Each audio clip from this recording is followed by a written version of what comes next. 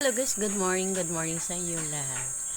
Ah, Natatawa lang ako kasi yung tuloy nga tawag nito, video ko. Sinasabihan akong copyright. Paano maging copyright bang? Pag nagsasalita ako gaya nito, nagsasalita ako tapos sinasabihan akong copyright.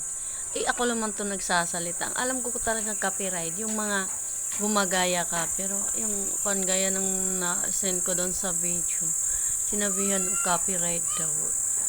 Paano mangyari, bakit copyright? Ako naman din nagsasalita, di ba?